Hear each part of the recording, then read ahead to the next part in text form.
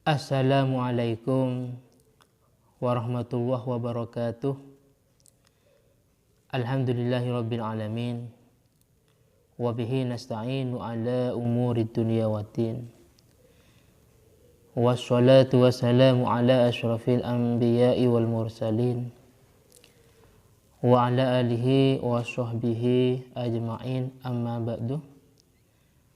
Pada kesempatan ini saya akan menjawab sebuah pertanyaan. Bagaimana hukumnya menangis pada waktu sholat? Kira-kira menangis itu termasuk membatalkan atau tidak? Sebelum saya menjawab, saya akan menyampaikan ada sebuah hadis yang sudah masyhur. Dalam hadis riwayat Muslim dijelaskan, inna hadhihi shalah la yaslu fiha syai'un min kalamin nas. Bahwasanya sholat ini tidak layak di dalamnya ada ucapan daripada ucapan manusia. Jadi selain daripada rukun qauli, yaitu membaca Fatihah, tasyahud akhir, salam pertama, atau selain daripada bacaan-bacaan yang disunnahkan dalam sholat seperti tasbih pada waktu ruku dan sujud umpamanya, dan seperti bacaan-bacaan yang lainnya, maka tidak boleh ada ucapan-ucapan yang tidak ada kaitan atau yang tidak dianjurkan dalam sholat. Selanjutnya kami di sini menyampaikan dalam kitab Hasyiah Qulyubi dijelaskan, wal aswahu annat tanahnuhah, bahwasanya berdeham, waddohkah dan ketawa, wal buka wal buka dan menangis, wal aninah dan merintih, wan nafkhah dan meniup. Jadi meniup, merintih, menangis, ketawa, dan berdehem umpamanya.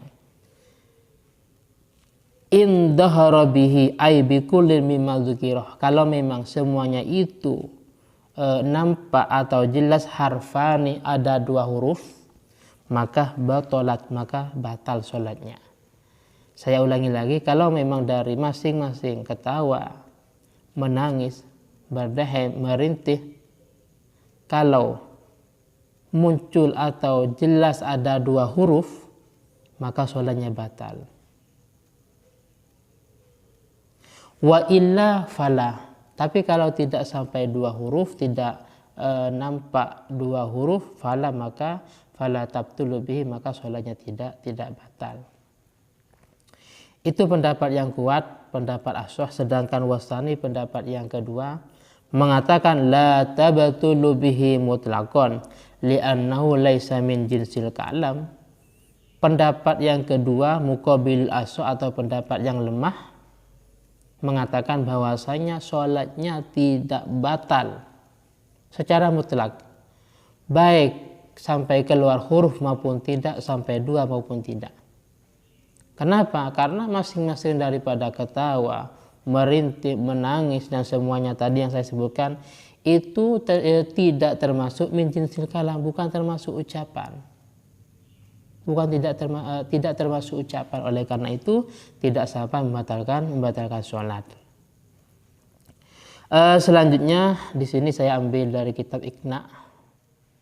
Dijelaskan wal ashir, bagian yang ke-10 daripada hal-hal yang membatalkan sholat itu al-qahqahah fid dohkih, yaitu tertawa dengan mengeluarkan dua huruf, bi khuruji harfaini fa aksar.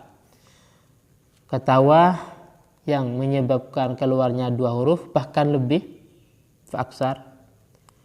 Wal buka, dan juga nangis, walau min khaufil akhirati, walaupun nangisnya itu akibat daripada takut urusan akhirat.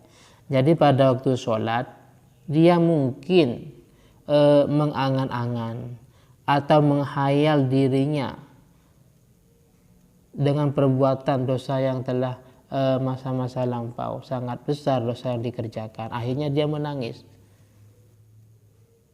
Atau mungkin pada waktu sholat dia menghayal bagaimana tentang sifat neraka atau yang lainnya.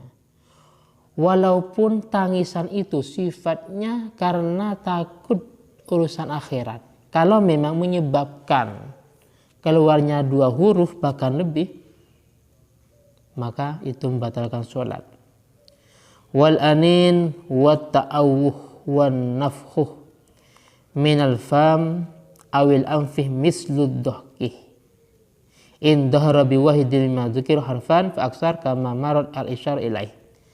Sedangkan merintih, yaitu al anin merintih dan mengerang kesakitan, meniup dari mulut maupun dari hidung atau dari hidung, kalau memang itu bisa mengeluarkan 2 huruf atau bahkan lebih, maka itu termasuk membatalkan sholat.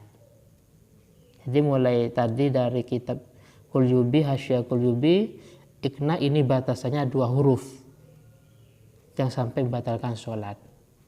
Terus sekalipun nangisnya urusan akhirat umpamanya. Lah sekarang di sini dijelaskan dalam kitab Hasyiyah Bujairami, qaulu harfan nih. Membatalkan sholat itu kalau memang dia termasuk batalkan sholat kalau memang dia menangis dan sampai keluar 2 huruf. Au harfun mufhimun kama huwa dhahir. Jadi dalam kitab Hasyiyah Qulyubi bukan cuma 2 huruf, akan tetapi 1 huruf pun. Nah ini. 1 huruf pun kalau memang itu bisa memahamkan pada orang lain. 1 huruf yang memahamkan orang lain, maka itu termasuk membatalkan sholat. Kama huwa dhahir. Naam. Tapi in ghalabahu lam yadur. Kalau memang in ghalabahu, benar ketika seorang itu melakukan sholat di atas karena terdesak, artinya mau tidak mau harus menangis, tidak bisa ditahan. Saya ulangi lagi, in ghalabahu, karena faktor terdesak artinya mau tidak mau dia menangis. Memang dia tidak bisa menahan umpamanya, maka lam yadur, maka sholatnya tidak sampai batal. Dari beberapa referensi yang saya baca ini, baik dalam kitab Hasyiyah Bujairami yang paling terakhir, dan juga dalam kitab Iqna yang kedua tadi, dan yang pertama itu Qulyubi, berarti kesimpulannya bagaimana hukumnya menangis pada waktu sholat. Maka hukumnya bisa membatalkan kalau sampai keluar 2 huruf atau 1 huruf tapi membatalkan. Saya ulangi lagi, jawabannya hukumnya membatalkan sholat kalau memang tangisan itu keluar sampai 2 huruf atau 1 huruf tapi memahamkan pada orang lain. Catatan, kalau memang tidak bisa ditahan, maka tidak sampai membatalkan sholat. Dan yang kedua, tangisan di atas itu bebas, baik karena faktor karena takut urusan akhirat, memikirkan dosa yang dikerjakan, atau mungkin membayangkan neraka, atau mungkin masalah urusan duniawi, seperti halnya dia sebelum sholat diputus oleh calonnya, diputus oleh pacarnya, atau mungkin dia saking banyaknya hutang umpamanya, atau yang lainnya. Jadi nangis itu baik faktor urusan duniawi maupun ukhrawi tetap membatalkan sholat kalau memang sampai muncul 2 huruf atau 1 huruf tapi bisa memahamkan kepada orang lain. Tapi catatan tadi, kalau memang tidak bisa ditahan, mau tidak mau harus nangis umpamanya, maka tidak sampai membatalkan sholat. Mungkin ini yang bisa saya sampaikan dan yang bisa saya jawab. Kurang lebihnya saya mohon maaf, dan jika ada yang kurang jelas, kurang paham, silakan ditanyakan dalam channel ini.